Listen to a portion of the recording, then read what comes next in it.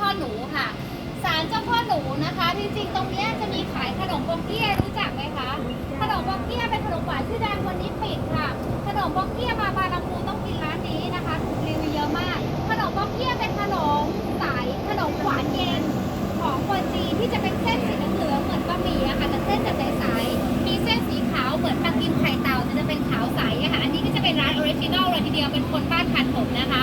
และที่เสียงเห็นอยู่นี่นะคะก็คือโรงแรมดูโมค่ะโรงแรมดูโมเป็นโรงแรมเจ้าของมุสลิมสายตระกูลนานาค่ะหลายๆคนอาจจะรู้จักนานาสุขุมวิทนะคะนี่ก็คือสายตระกูลเดียวกันที่เขามีพื้นที่แล้วก็มีโรงแรมแห่งนี้ซึ่งเป็นถึงแม้ว่าจะเป็นโรงแรมมุสลิมค่ะแต่ก็มีศาลเจ้าจีนอยู่ด้วยในการทำงานร่วมกันหรือว่าเรามีการทำงานเรื่องทองหรือมีการทำงานชุมชนก็สามารถไปขอความอนุเคราะห์ในการใช้ห้องประชุมได้นี่คือมิติของการที่ทำงานในชุมชนค่ะที่ไม่ว่าจะเป็นหน่วยงานเอกชนร้านเพชรร้านทองหรือร้านค้าต่างๆเราก็มาทำงานร่วมกันคนนี้คือการทำงานร่วมกันระหว่างคนในชุมชนที่เกิดกระบวนการการมีส่วนร่วมของคนในชุมชนนะคะจริงๆในคลองนี้มันมีเขตอภัยทานค่ะเนื่องจากมีศาลเจ้าพ่อหนูมีศาลเจ้าพ่อตากที่มีอาหารปลาโดยเฉพาะศาลเจ้าพ่อตากที่อยู่ด้านหน้านี้จะค่อนข้างที่จะมีปลาพวกปลาสวายปลาดุกปลาช่อนเยอะมากๆนะคะที่กำลังเรือผ่านเนี่ยค่ะจะเห็นมีบ้านเรือนตึกอะค่ะก็จะเริ่มทำเป็นพวกร้านขายของชำดีเลยค่ะมีร้านขายพวกอาหารให้กับชาวต่างชาตินะคะหรือว่าเป็นโฮสเทลเดี๋ยวผ่านไปเส้นด้านหน้าจะเริ่มมีโฮสเทลเกสต์เฮาส์เยอะขึ้นตรงนี้คือตลาดพันผมค่ะจะขายตลาดตอนเช้าประมาณสักตี 5 ครึ่งจนถึงประมาณสัก10 โมงจะขายพวกของสดอาหารทะเลเนื้อหมูต่างๆแล้วก็จะขายส่งให้กับตามร้านค้าด้วยนะคะก็ตอนนี้ก็ตลาดวายแล้วเขากลับบ้านไปนอนแล้วเดี๋ยวพอกลางคืนตี 1 ตี 2ก็จะเริ่มในการมาเตรียมการขายกันใหม่เรากำลังลอดใต้สะพานนะคะใต้สะพานนี้ค่ะมาจากชุมชนบ้านพันผมข้ามมาสู่ตรงนี้ถ้าเกิดทะลุไปจะเป็นถนน13 ห้างหรือว่าตรงวัดบวรค่ะเดี๋ยวอนาคตรถไฟฟ้าใต้ดินจะโผล่ผ่านคลองค่ะแล้วโผล่ตรง13 ห้างตรงนี้ก็คือตลาดเช้าสวัสดีค่ะอันนี้ก็คือตลาดเช้านะคะเป็นเส้นเดียวกันที่ยาวด้านซ้ายมือของทุกท่านที่เห็นอยู่ที่ศาลาอันนี้นะคะนี่คือศาลเจ้าพ่อตากค่ะต้องบอกว่าศาลเจ้าต่างๆเหล่านี้ค่ะเป็นศาลที่ด้วยความปรับปรุงก่อสร้างขึ้นด้วยเงินของคนในชุมชนนะคะไม่ใช่เงินจากภาครัฐแต่เป็นคนในชุมชนที่ร่วมกันในการระดมเงินมาสร้างขึ้นเองนะคะหลายๆคนบอกว่าถ้าเกิดจะกราบไหว้ศาลเจ้าพ่อตากจะต้องไปกรุงธนบุรีใช่ไหมคะแต่ในพระนครค่ะที่นี่ค่ะก็ถือว่าเป็นที่ไฮไลท์นะคะที่คนเคารพสักการะหรือว่าคนในพื้นที่ก็จะมาที่ศาลเจ้าพ่อตากแห่งนี้นะคะใครอยากจะมาปล่อยปลาก็สามารถมาตกจุดบริเวณนี้ได้บางครั้งค่ะวันนั้นเราแล่นเรือมาค่ะปลาเป็น100 ตัวพุ่งขึ้นมาหมดเลยค่ะมหัศจรรย์มากคือเราต่อไม่ได้บางครั้งมันก็โผล่ขึ้นมาเป็นร้อยตัวแบบตกใจมากวันนั้นก็เนี่ยนั่งแล่นมาก็แบบรอบเรือของเลยค่ะอันนี้คือลอดใต้สะพานค่ะใต้สะพานนี้ค่ะเป็นใต้สะพานที่ดังอยู่ช่วงหนึ่งค่ะคือช่วงที่โควิดคนที่โควิดตายตรงตีนสะพานจำได้ไหมคะก็คือสะพานนี้แหละค่ะที่มีช่วงหนึ่งค่ะที่โควิดช่วงแรกๆเลยค่ะที่มีคนนอนตายสะพานแห่งนี้จะเป็นสะพานที่เป็นจุดไฮไลท์นะคะที่หลายคนชอบมาถ่ายภาพเพราะอะไรเดี๋ยวขากลับจะเล่าให้ฟังค่ะทีนี้มาต่อกันเรากำลังมุ่งหน้าสู่ผ่านสู่สะพานที่สำคัญที่เป็นสะพานที่หลายคนจะต้องมาซื้อถ้าเกิดจะซื้อธงชาติต้องมาบริเวณนี้เรียกว่าสะพานอะไรคะสะพานวันชาติใช่ไหมใช่เฉลยเฉลิมวันชาติโอเคสาวๆสิสิเล่นเฉลิมวันชาติค่ะก็สะพานเฉลิมวันชาตินะคะหรือว่าที่คนในชุมชนนะคะก็จะรู้จักกันว่าสะพานวันชาติซึ่งก็สร้างโดยจอมพลแปพิบูลสงครามนะคะซึ่งสะพานนี้นะคะก็สร้างเพื่อระลึกถึงวันชาติไทยนะคะแล้วก็บวกกับบริเวณพื้นที่นี้เป็นบริเวณพื้นที่จำหน่ายธงก็เลยเป็นชื่อที่มาของสะพานก็คือเพื่อระลึกถึงวันชาติไทยก็เลยมาเป็นชื่อสะพานเฉลิมวันชาติแล้วก็ต้องบอกว่าบริเวณนี้นะคะก็จะมีร้านจำหน่ายธงเป็นจำนวนมากเลยในสมัยก่อนซึ่งปัจจุบันเนี่ยก็ยังมีบางร้านที่เปิดจำหน่ายอยู่แต่ว่าปัจจุบันก็เหลือเพียงไม่กี่ร้านนอกนั้นก็จะเปิดเป็นห้องแถวเป็นตึกแถวที่จะเกี่ยวกับการทำมาขายอาชีพของคนในชุมชนเป็นส่วนใหญ่ก็จะเปลี่ยนไปทางเป็นร้านค้าร้านอาหารหรือว่าเป็นร้านก๋วยเตี๋ยวที่คนในชุมชนเปิดขายกันนะคะแล้วก็บริเวณเส้นผ่านของระหว่างถนนดินสอตรงยาวไปสู่ถนนประชาธิปไตยซึ่งฝั่งทางด้านขวางพี่ก็จะไปออกแยกถนนดินสอที่มันจะตรงไปทาง อนุสาวรีย์ประชาธิปไตยส่วนฝั่งทางด้านซ้ายนะคะ ก็จะเป็นถนนประชาธิปไตยถนนวิสุทธิกษัตริย์ที่ออกไปทางคุรุสภาหรือว่าทางเทเวศนะคะวันชาติไทยวันชาติไทยตรงโน้นที่เท่าไหร่คะวันพ่อวันชาติใช่วันที่5 ตุลาค่ะวันพ่อวันชาติวันดินของโลกในหลวงภูมิพลมีชื่อว่าดินใช่5 ตุลาคมค่ะตกใจเลยตกใจเหมือนกันงงในคุยกับประมวลอยู่วันพ่อวันชาติของเราก็กำลังจะลอดผ่านใต้สะพานวันชาตินะคะซึ่งต้องบอกว่าตอนนี้เราก็ได้เข้าสู่ชุมชนต่อบ้านพันถมต้องบอกก่อนว่าชุมชนต่อบ้านพันถมจะแบ่งเป็น2 โซนด้วยกันก็คือโซนหลังวัดตรีทศเทพและโซนหลังวัดปรีนายกนะคะซึ่งตรงนี้ที่เราอยู่ก็คือโซนอะไรคะทราบไหมคะหลังวัดตรีนายกหลังวัดตรีทศเทพค่ะ รู้สึกไหมคะว่าเราไม่พูดใหม่ก็ได้ยินด้านหลังได้ยินไหมคะ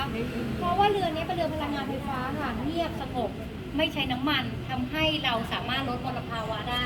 ทุกท่านลองดูนี่ค่ะข้างหน้าคือสะพานที่สำคัญสะพานนี้คุ้นๆไหมคะ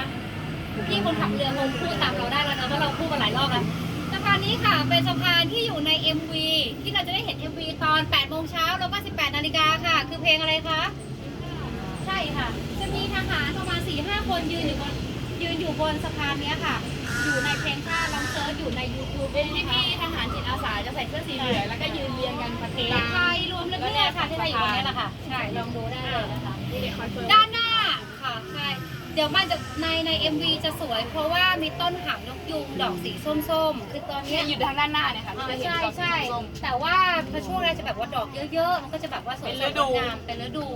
ด้วยอะไรก็แล้วแต่ด้านหน้าจะเห็นไหมคะมีความโค้งความสวยของคลองแห่งนี้ค่ะเนื่องจากมันเป็นคลองรอบกรุงคลองที่สร้างขึ้นตั้งแต่ต้นกรุงรัตนโกสินทร์ในการล้อมรอบกรุงรัตนโกสินทร์เกิดขึ้นมาเลยมีความเป็นโค้งเป็นเหมือนอารมณ์เหมือนวงกลมนะคะรอบกรุงรัตนโกสินทร์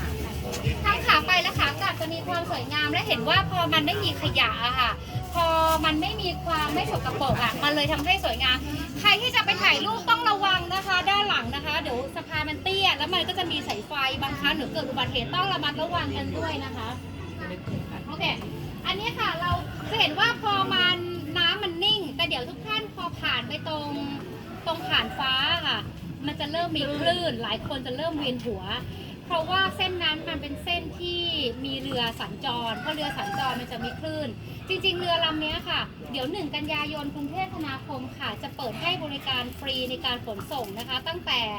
ตรงท่าเรือตรงหัวลำโพงมายังคลองบางลำพูแบบไม่เสียค่าให้จ่ายแต่ว่าเราในนามของไกด์เด็กก็ขอความอนุเคราะห์ในการนำเฉพาะแค่เส้นของคลองบางลำพูเท่านั้นเพราะว่าเราถนัดในเส้นนี้และอยากจะเล่าเรื่องของบ้านเราเองนะคะตรงนี้จะค่อนข้างที่แบบว่าน้ำมันนิ่งพอนิ่งมันก็ค่อยๆไหลไปเรื่อยๆแล้วก็ได้ยินเสียงความเป็นชุมชนมีเสียงไก่ร้องเนี่ยอารมณ์ประมาณเนี้ยมันจะดูเป็นวิถีชีวิตชุมชนเกิดขึ้นนะคะแล้วก็พอเราช่วยกันดูแลรักษาน้ำมันก็สะอาดอาจจะมีเขียวๆบ้างเพราะว่าน้ำมันตื้นด้วยอะค่ะเนื่องจากโคลนมาผสมกันมานะคะตอนนี้เรากำลังลอดใต้สะพานที่สะพานพวกนี้ค่ะส่วนมากเป็นสะพานที่ในอดีตคนในชุมชนก็สร้างขึ้นเนื่องจากว่าพื้นที่แห่งนี้โดยเฉพาะบ้านพันถมโซนนี้ค่ะถ้าเกิดว่าเราจะมีทริปเดินชุมชนนะคะถ้าเกิดว่ามีโอกาสได้ลงเดินเนี่ยในซอยตรงนี้ค่ะบ้านพันถมฝั่งวัดปรินายกโซนนี้จะค่อนข้างมีบ้านหลังใหญ่ๆเต็มไปหมดเลยค่ะเป็นบ้านเรือนไทยสมัยร.5 ร.6 เพียบเลยนะคะแล้วก็คุณตาลองดูด้านหน้าค่ะมีเจดีย์อะไรคะเขาทอง ใช่ค่ะบริเวณนี้นะคะเราก็เข้าสู่ในโซนที่2ของพันถมฝั่งวัดปริเป็นที่เรียบร้อยซึ่งถ้าพี่ๆมองไปทางด้านซ้ายมือนะคะจะเห็นว่ามีตึกขาวๆนะคะที่จะอยู่ทางด้านหลังของตึกสีเทานะคะนั่นก็คือโรงเรียนวัดปรินายกหรือว่าวัดปรินายกซึ่งต้องบอกก่อนว่าวัดปรินายกนะคะเมื่อก่อนไม่ได้ใช้ชื่อว่าวัดปรินายกเขาใช้ชื่อว่าวัดพรหมสุรินทร์ซึ่งสร้างในสมัยรัชกาลที่2โดยเจ้าบดินทร์เดชาสิงหาเสนีนะคะเป็นผู้ก่อตั้งแต่ว่าสมัยนั้นเขาได้รับบรรดาศักดิ์นะคะเป็นพระพรหมสุรินทร์ก็เลยเป็นชื่อที่มาของวัดในช่วงสมัยนั้นแต่ว่าหลังจากที่ท่านเสียนะคะรัชกาลที่3ก็ได้รับต่อแล้วก็โปรดเกล้าให้ก่อสร้างจนเสร็จแล้วก็ให้ตั้งเป็นวัดพระอารามหลวงนะคะแล้วก็ได้พระราชทานชื่อใหม่ให้ชื่อว่าวัดปรินายกที่ พจนานุกรมนะคะ ก็จะแปลว่าขุนพลแก้วผู้บารมีค่ะ ซึ่งอันนี้ก็จะเป็นชื่อที่มาของวัด ส่วนตึกที่พี่เห็นในทางด้านซ้ายนะคะ จะเห็นว่าทำไมเป็นสีเดียวกันเลย แล้วพอมองตรงไปนิดนึงทำไมถึงแปลกกัน บริเวณพื้นที่ตรงนี้นะคะ คือเป็นพื้นที่ของเจ้าของเดียวกัน ซึ่งตรงนี้ที่เรากำลังล่องผ่านทางเรือนะคะ ก็จะอยู่บริเวณโซนหลังบ้านหรือว่าหลังบริษัทของทางตึกนะคะ ก็จะเป็นผู้คนที่อยู่อาศัยในบริเวณย่านนี้ แล้วก็ทางด้านหน้าเนี่ยก็จะเปิดเป็นบริษัทต่างๆ ไม่ว่าจะเป็นบริษัทอะไหล่รถยนต์หรือเปิดเป็นร้านค้าร้านขายก๋วยเตี๋ยวต่างๆ ของคนในชุมชนนะคะ ที่อยู่บริเวณย่านนี้ ส่วนพอหลุดออกจากตึกมาหน่อยนะคะ ก็จะเห็นว่าบริเวณตึกถัดไปจะเป็นลูกกรงจะเป็นพื้นที่ที่แบบว่ามีของมาอะไรเงี้ยอันนี้ก็จะเป็นที่พักที่อยู่อาศัยของคนที่อยู่ในชุมชนบริเวณย่านนี้ค่ะ ส่วนทางด้านหน้าเรากำลังลอดใต้สะพานอะไรกันคะผ่านฟ้าใช่ค่ะเรากำลังจะลอดใต้สะพานผ่านฟ้านะคะ หรือว่าที่มีคำคล้องจองว่าผ่านฟ้าลีลาหรือว่าพิภพลีลา ซึ่งสะพานผ่านฟ้านะคะก็จะสร้างขึ้นด้วยโครงเหล็ก แล้วก็จะมีประดับด้วยเสาหินนะคะ ระหว่างสองข้างของสะพานนะคะ ต้องบอกก่อนว่าสะพานนี้ค่ะ สมัยก่อนสร้างเป็นโครงเหล็ก แล้วก็ได้มีการปรับปรุงในสมัยรัชกาลที่ 5 ก็คือการขยายสะพานนะคะ เพราะว่าในสมัยก่อนเนี่ยเขามีการสัญจรหรือว่าใช้เป็นพาหนะก็คือเรือในการสัญจรทางคลอง แต่ว่าพอในสมัยรัชกาลที่ 5เขาได้มีการปรับปรุงเส้นทางของถนนให้มีขนาดใหญ่ขึ้น เพราะว่าในสมัยนั้นก็เริ่มมีรถหรือว่ายานพาหนะเนี่ยเข้ามาใช้บริเวณพื้นที่นี้เป็นจำนวนมากขึ้น ก็เลยปรับสะพานเพื่อให้รองรับแล้วก็เหมาะกับยานพาหนะในช่วงนั้น โอเคค่ะทุกคนคะเดี๋ยวเราจะไม่พูดให้ทุกคนได้สอดสายดูซ้ายและขวาเมื่อสักครู่ค่ะเป็นครอบครัวตัวเงินตัวทองเป็น10 ตัวเลยค่ะ เรามาดูนี่เห็นไหมคะหัวเป็นชื่ออะไรมันเป็นโดมเลยค่ะเมื่อกี้รอบแรกมา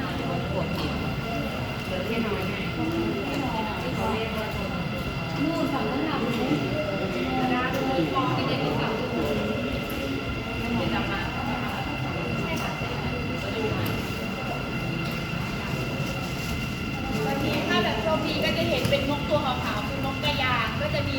ยืนอยู่บนโขดหินบ้างเป็นทุก แต่ ตัว ก็ยังไม่เห็นดูนกพิราบก่อนแล้วกันค่ะ เนี่ยค่ะในชาร์ตขวามือจะเห็นว่ามี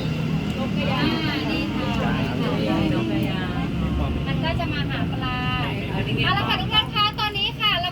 รากำลังอยู่บนคลองที่เรียกว่าคลองบาลัมโพแต่ถ้าเกิดถัดไปด้านนี้เรียกว่าคลองมหานาคไปโบเบ้นะคะเรามุ่งตรงไปสู่คลองพดุงกรุงเกษมไป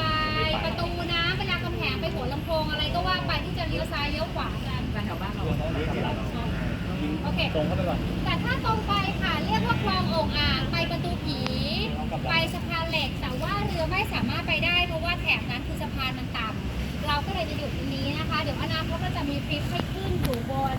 ป้อมมหาการเดี๋ยวให้ว่ากันแต่วันนี้เราไม่ได้ขึ้นนะคะซึ่งทางด้านซ้ายมือนี้ค่ะเป็นหนึ่งป้อมที่สำคัญคือป้อมเริ่มเพราะว่าตรงนี้มันเป็นท่าเรือเห็นไหมคะพอมันมีเรือใหญ่มาเนี่ยเขาจะมากลับเรือเนี่ยมันจะเริ่มเวียนหัวกันสักนิดนึงแต่ถ้าเกิดว่าเราเรือแล่นผ่านไปก็เย็นหนักก็คือตัวเล็กตัวน้อยโอเคอันนี้คือสวนสาธารณะนะคะที่อยู่ในพื้นที่ของเนี่ยจะเห็นว่าขึ้นมาแล้วค่ะไปที่เวียนหัว ถ้าออกไปทางเส้นนู้นเราเปรียบเสมือนว่าเรากำลังเล่นบานาน่าโบ๊ทที่ทะเลกันค่ะ คิดว่าเราจะข้ามเรือไปเกาะกูดหรือว่าไปเกาะพังงานนะคะคือเราก็ไม่ได้จริงโอเคมันมีความคล้ายป้อมมุสเบนอย่างนี้ค่ะในกรุงรัตนโกสินทร์นะคะ ในกรุงเราจะต้องใช้ไม้แล้วค่ะเนื่องจากมันมีเรือใช้น้ำมันนะคะมันเลยเป็นเครื่องเสียงคือในกรุงรัตนโกสินทร์ค่ะมีอยู่14ป้อมในการพี่ทีมคะมีป้อมอะไรบ้างนี่ป้อมนี่มีป้อมผีเสื้อป้อมป่าป้อมพระจันทร์ป้อมพระอาทิตย์อะไรป้อมพระอาทิตย์แล้วก็ป้อมมีสินทรป้อมยุคุณทรแล้วก็ป้อมมหาการค่ะ